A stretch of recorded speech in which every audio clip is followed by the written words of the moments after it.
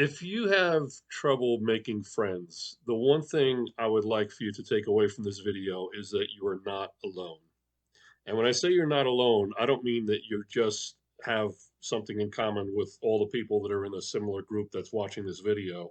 I mean, you're not alone because throughout the earth, in every country, every civilization, every culture, there are many, many, many, many people that have problems making friends, especially in the current culture that we're living in.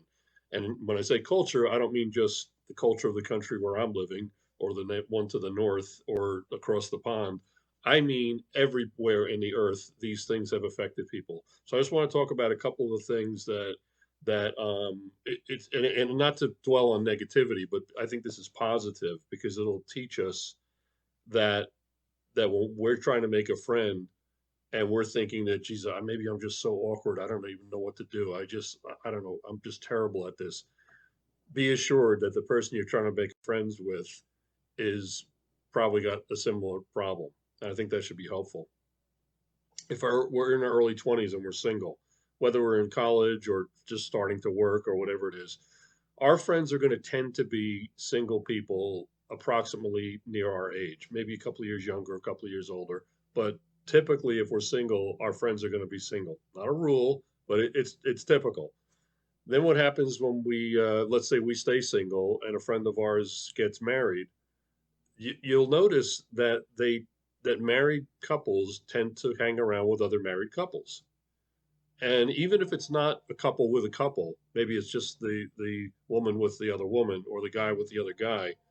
It's married people with married people. That's really typical. And it doesn't mean that you're going to lose all your single friends, or if you're single that you're going to lose your friends once they get married. But typically our friendships change. They really change when we start having children because what happens is your life is centered around your child.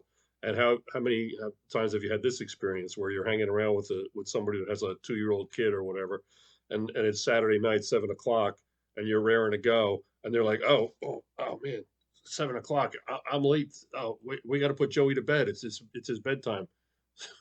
So what happens is people with kids hang around with people with kids, and then the same thing happens as when the kids all leave the nest, and we're maybe 50 or 40 or something like that, and our friends are going to tend to not be people with kids because we don't have kids and we don't want that burden, right?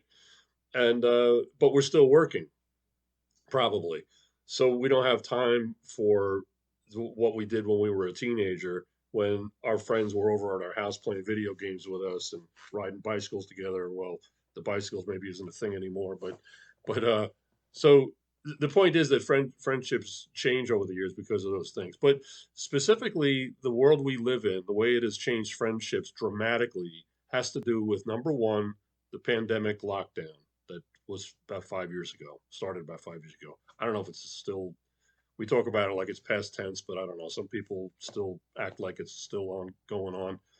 That had a really, really negative effect on people's relationships with each other and making relationships with people. I don't even think they've begun to even research the effect that it's going to have on school age kids, like little kids that all of a sudden for 2 or 3 solid years, they couldn't even play with their friends, let alone go to school with them. And all they ever see is people with masks, so they never see an emotion reflected in a facial expression. Uh, I don't even think they've begun to gauge the incredible amount of destruction that's done for the kids. But also, and this goes back 20 or 30 years probably, our tendency to rely on technology in terms of like text messaging, the way kids will get together for an online video game. They might not even have ever met each other and never will. They're playing with a kid in Singapore or something from Arkansas, the United States, and they're just playing this game.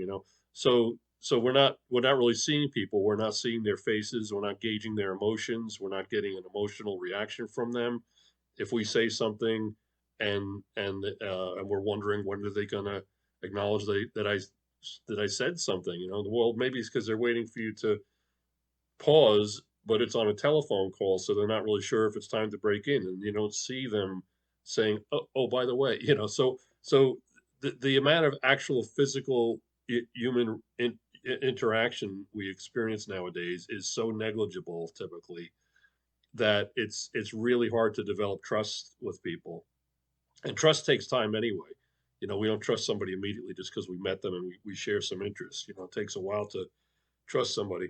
So for all those reasons, it's really difficult to make friends because people are just not used to interactions anymore. I mean, how many times have you gone into a restaurant and you look at all the tables in the restaurant and you notice that at this table it's a husband and wife and the husband is just on his cell phone for about 20 solid minutes. And the next table is four people. And guess what? All of them are on their cell phones too. And the next table is six people, and only one or two of them are not on their cell phones. All the rest are. People have become absolutely incompetent, completely incompetent about how to engage as human beings anymore. It's really pretty remarkable. So I've been talking to with various people, not just XJWs or well, I don't ever talk to current JWs, but not just XJWs. I go about between 2 and 5 times a week. I go to various places where there's going to be a musical event going on because I'm a musician, so I play at blues clubs, at open mics where it's a singer songwriter kind of thing. And these are all opportunities to get in front of people and then to sit down with them afterwards and start a conversation. And a little bit of a friendship develops here. Over here, it's just, yeah, I remember you from last week. What was your name again? That type of thing. But and it's not like I've been talking to everybody about this topic, but it's come up a lot lately about about how difficult it is because people just don't interact like they used to interact. So that's a problem. And the reason I'm mentioning it is because if you're having trouble developing a friendship, it might not be your fault. In fact, it probably isn't. It's probably just as much because the other person you're trying to talk to doesn't even know how to interact with people. They just don't know. They haven't done it for years and they just don't know how to do it. Um, and the thing is that it takes time to develop trust. And so it's kind of a mistake to think that as soon as we meet somebody that we're going to start sharing all our problems and expect them to be a great friend that we can depend upon and lean on. So if they perceive that we're really needy, there's a good chance they're going to like turn tail and just say, okay, I got to get out of here, whether they do it subconsciously or not. But once you've gotten to know somebody for a while and it's maybe a couple of years down the line and you've shared so many laughs and so many tears and you now you trust each other and you feel like you can say anything to this person and you've talked about your boundaries and you respect each other's boundaries, that now it's time to maybe deepen that relationship. But the point again from this whole video is that you're not alone and there's nothing wrong with you if you have trouble making friends. I've done another video. You can look on my channel on YouTube, and it's called "How to Make Friends and Cultivate Relationships," and that covered a lot of things, like the fact, like why as XJWs, we might have trouble because we had these ready-made friends at the Kingdom Hall just because we had the same beliefs. We never had to really learn how to make a friend. We never developed the skills to make friends. Maybe we were homeschooled, so we didn't develop skills there. The fear of worldly people that are all bad people, the fear of disapproval from our parents or from the elders or others in the Kingdom Hall if we talk too much to a so-called worldly person. Those are all things that I went into in that video. Um, and as far as what to do, there are a whole bunch of things that, and I'll just mention a couple of them about valuing yourself. Know that you're a good person, and that you have every reason to want to make a friend, and they will hopefully see the value in you. Um, Practice what you would say to them on yourself, and you'd have to watch the video to understand what I'm talking about. Another thing I always recommend is volunteer for something. Do volunteer work. Another words. Another thing is have a cheerful disposition because nobody really wants to befriend someone that's a Debbie Downer. Show an interest in others. It's not just about me, but it's about you. Maybe ask them some questions. Um, think about what value we bring to the friendship. Like, why would somebody want to befriend me? What am I going to bring to this? It's going to be worth it to them. and be realistic. Don't expect a great friendship out of everybody you meet. So those are just some of the things that I talked about in that video. But again, in this one, I just wanted to get that point across that we're not alone, and there are very solid reasons that are actually unique to the society that we live in today. Doesn't matter what part of the world we live in. It's actually unique. We're in a unique period of human history. We see we see politics destroying relationships all over the place because of incredibly venomous hatred that people have for anybody that doesn't share their view.